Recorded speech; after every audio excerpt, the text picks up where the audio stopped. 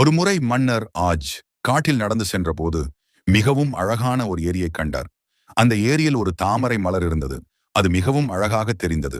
அந்த தாமரையை பெற ராஜா அஜா ஏரிக்குள் சென்றார்.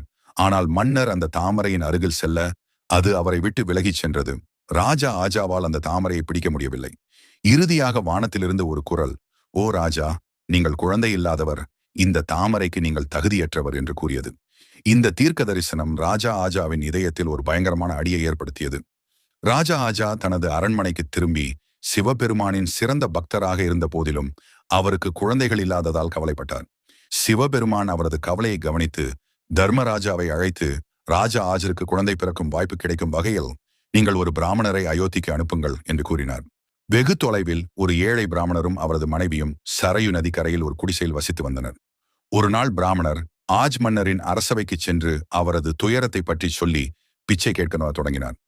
ராஜா ஆஜ் தனது கருவூலத்திலிருந்து தங்க நாணயங்களை அவருக்கு கொடுக்க விரும்பினார். ஆனால் பிராமணர் மறுத்து, "இது மக்களுக்கு சொந்தமானது, உங்களிடம் உள்ளதை நீங்கள் கொடுக்க வேண்டும்" என்று கூறினார்.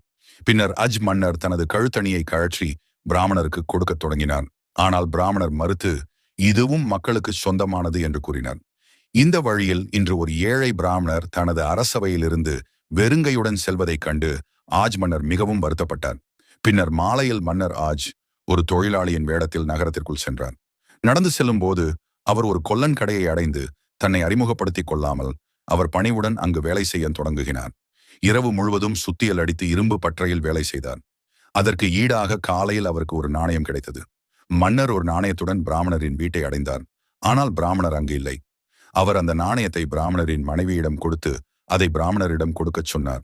பிராமணர் வந்ததும் பிராமணரின் மனைவி அந்த நாணயத்தை பிராமணருக்கு கொடுத்தார். பிராமணர் அந்த நாணயத்தை தரையில் எறிந்தார். பின்னர் ஒரு ஆச்சரியமான சம்பவம் நடந்தது. பிராமணர் நாணயத்தை எறிந்த இடத்தில் ஒரு குழி உருவானது. பிராமணர் அந்த குழியை தோண்டினார். அதிலிருந்து ஒரு தங்கத்தேர் வெளியே வந்து வானத்திற்குள் சென்றது. இதன் பிறகு பிராமணர் மேலும் தோண்டினார். மற்றொரு தங்கத்தேர் வெளியே வந்து வானத்தை நோக்கி சென்றது. அதேபோல் 9 தங்கத்தேர்கள் வெளியே வந்து வானத்தை நோக்கி சென்றன. 10வது தேர் வெளியே வந்தபோது அதன் மீது ஒரு குழந்தை இருந்தது. அந்த தேர் தரையில் நின்றது. பிராமணர் அந்த குழந்தையை ஆஜ் மன்னரின் அவைக்கு அழைத்துச் சென்று, "ஓ ராஜா, தயவு செய்து இந்த மகனை ஏற்றுக்கொள்ளுங்கள்.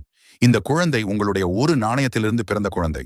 அவருடன் வானத்தில் சென்ற 9 தங்கத்தேர்களும் வெளியே வந்தன. இந்த குழந்தை 10வது தேரில் வெளியே வந்தது.